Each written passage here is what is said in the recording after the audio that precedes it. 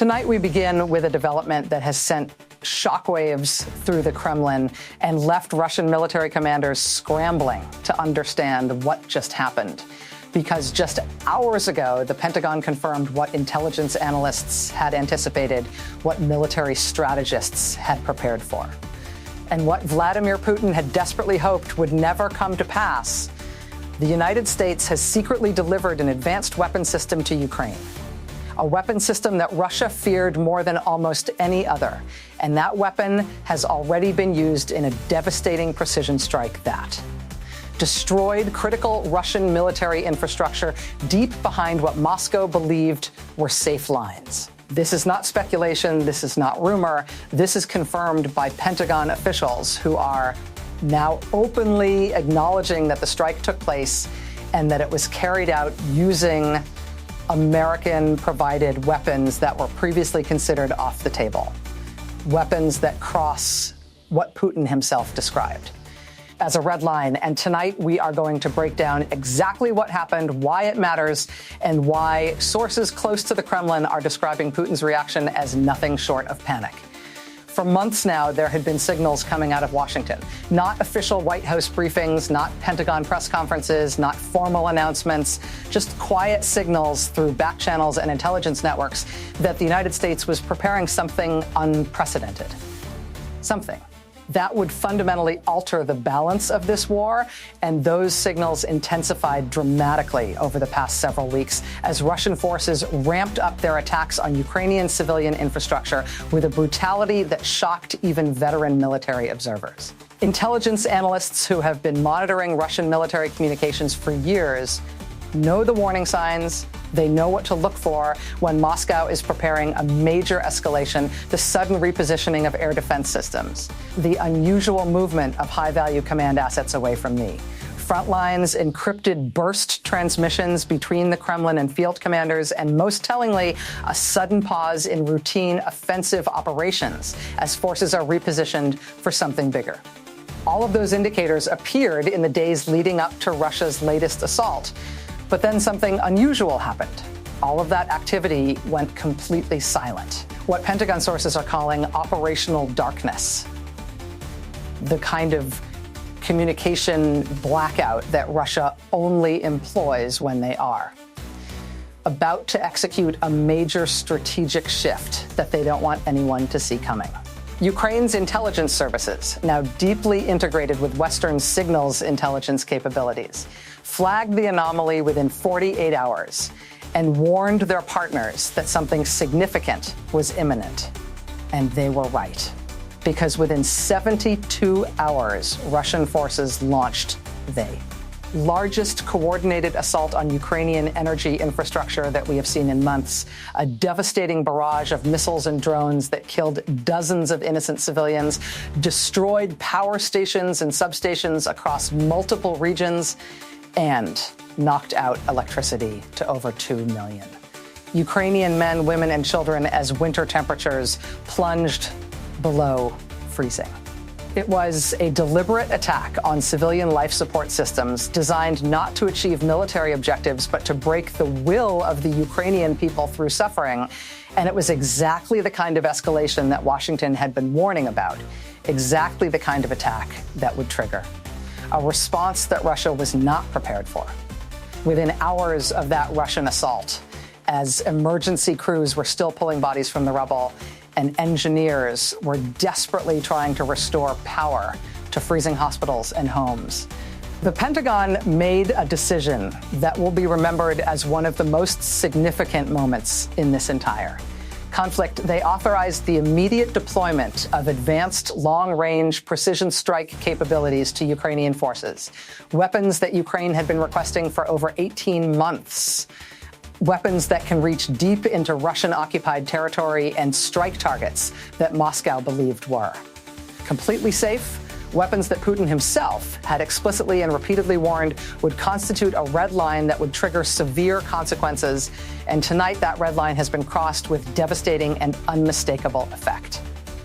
Pentagon officials confirmed that Ukrainian forces wasted no time in putting these new capabilities to use, launching precision strikes on a major Russian ammunition depot that satellite imagery showed had recently been significantly reinforced with additional storage facilities and defensive positions. An ammunition depot that intelligence analysts believe was being prepared to supply a massive Russian spring offensive that would have thrown hundreds of thousands of artillery shells at Ukrainian positions. But Ukraine didn't just hit the depot. They hit the command post that was coordinating resupply operations for the entire sector. They hit the rail junction that was being used to move artillery shells and other munitions from Russian territory to the front lines. They hit fuel storage facilities that would have powered the logistics vehicles carrying those supplies forward. In other words, they didn't just strike a single target. They systematically dismantled the nervous system of Russia's entire logistical operation in the region. And initial damage assessments indicate destruction. So significant that secondary explosions continued for hours after the initial strikes, as ammunition stockpiles cooked off in massive fireballs visible for miles. Russian military bloggers, who are usually reliable sources for ground truth about what is actually happening on the battlefield, regardless of what official Russian media claims, have gone completely silent about this attack. And that silence tells you everything you need to know about how effective it was, because when Russian propagandists have nothing to say, it means the reality is too devastating to spin. What makes this moment even more significant is that U.S. intelligence officials now believe Putin's escalation against civilian infrastructure was specifically designed to test Western resolve, to probe whether months of political uncertainty in Washington and delays in military aid packages had signaled a weakening of American commitment to Ukraine's defense, to see if the West would finally blink and begin pressuring Ukraine to negotiate on terms favorable to Russia. But instead of the hesitation Putin expected, he got the exact opposite. He got a response so swift, so decisive so. Devastating that even the Kremlin was caught completely off guard, and sources familiar with Russian leadership discussions say there is genuine shock in Moscow at the speed and scale of the Western reaction. Defense analysts speaking with international media outlets under condition of anonymity described Putin's failed calculation as probing behavior, an attempt to gauge how far Russia could push before facing real consequences. But Ukraine proved today that they remain not only willing to fight, but increasingly capable of striking back in ways that genuinely hurt Russian military capabilities. The precision and timing of Ukraine's strikes demonstrated something that should deeply concern Russian military planners. The strikes were timed so precisely that Russian forces had no opportunity to disperse high-value assets or activate defensive countermeasures, which shows a level of real time intelligence integration with Western partners that Russia simply cannot match.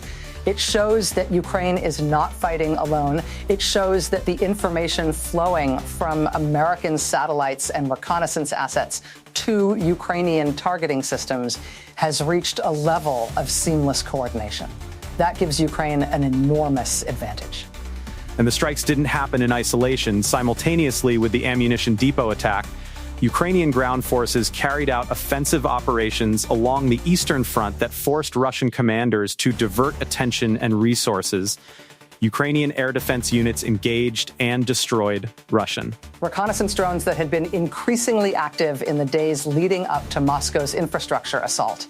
And Ukrainian naval drones operating in the Black Sea reportedly struck logistics vessels that Russia was using to resupply military positions in occupied Crimea, cutting yet another supply line that Moscow desperately needs to maintain its grip on stolen Ukrainian territory.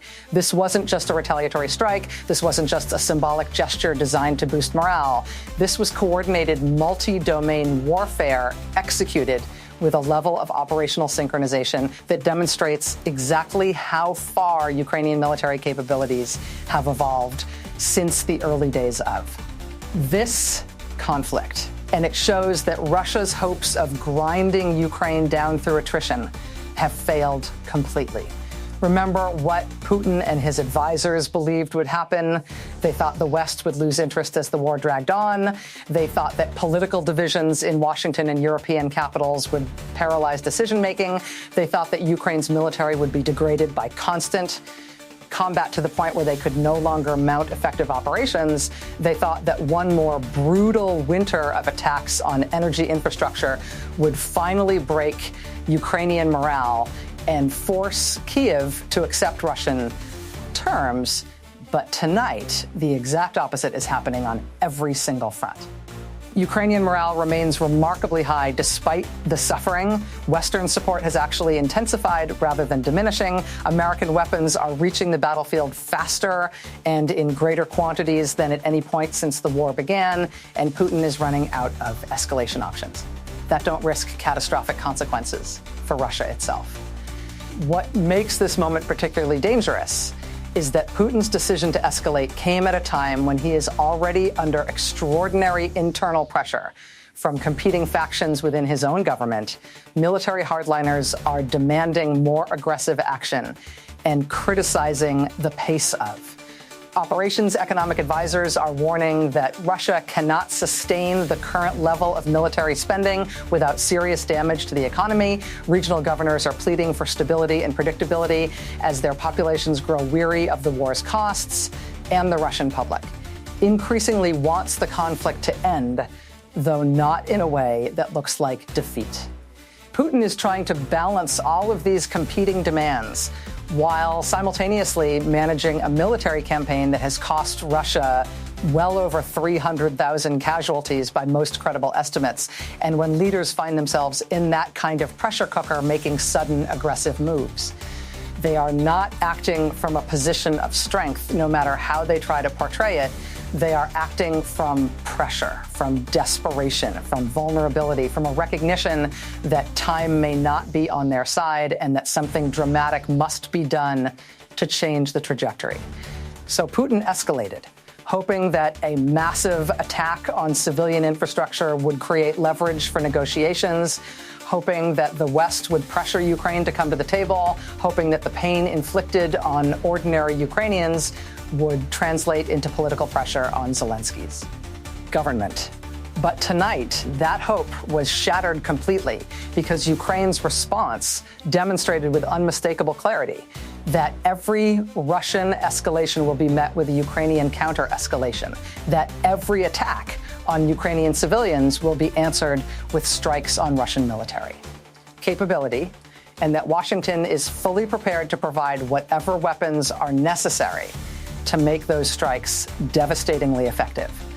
The Pentagon statement released tonight was carefully worded but unmistakably firm, making clear that Russia's deliberate attacks on civilian infrastructure were inconsistent with international humanitarian law and the standards of conduct expected from responsible nations, which in diplomatic language means Russia crossed a line and there will be consequences. And you simply do not hear that tone from Pentagon officials unless something genuinely serious is at stake.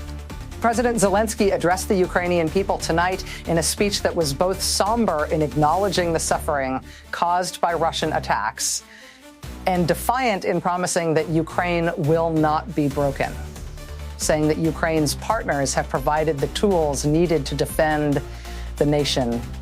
And tonight, those tools were used, that every Russian military position that threatens Ukrainian lives is now a legitimate target within reach, and that Putin made a catastrophic miscalculation if he believed that darkness and cold would break Ukrainian resolve.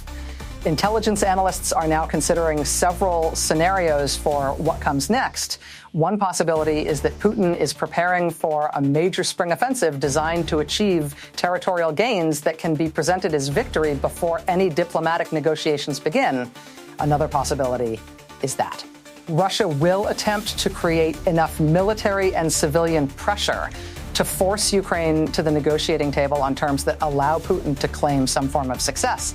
But a third possibility that is worrying officials the most is that Putin is attempting to establish a tax on civilian infrastructure as a new normal in this conflict, to make the systematic targeting of power grids and heating systems and water treatment plants an accepted feature of the war that the international community eventually stops paying attention to. But today, Ukraine took that option off the table by demonstrating that such attacks will be answered with precision strikes that degrade Russian military capability in ways Moscow cannot afford.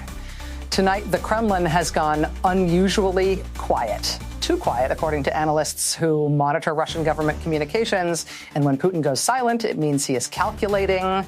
It means he is reconsidering his options. It means he is trying to figure out his next move in a situation that has suddenly become much more complicated than he anticipated. Because tonight, Vladimir Putin learned something that he has been told many times but has stubbornly refused to accept, that Ukraine will not surrender no matter how much suffering is inflicted, that the West will not abandon its allies.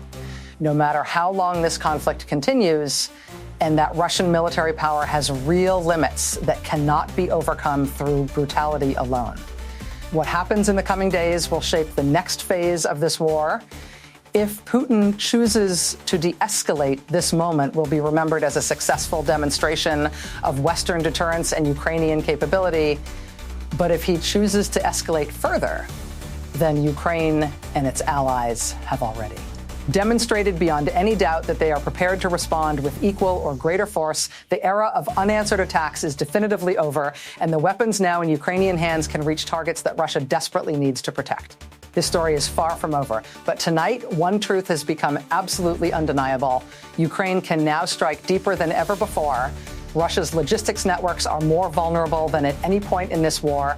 American commitment to Ukrainian victory is not merely rhetorical, but backed by precision weapons and real-time intelligence, and Vladimir Putin's options are narrowing with every passing day, and we will continue monitoring this rapidly developing situation and bring you every critical detail as the next phase of this historic conflict unfolds.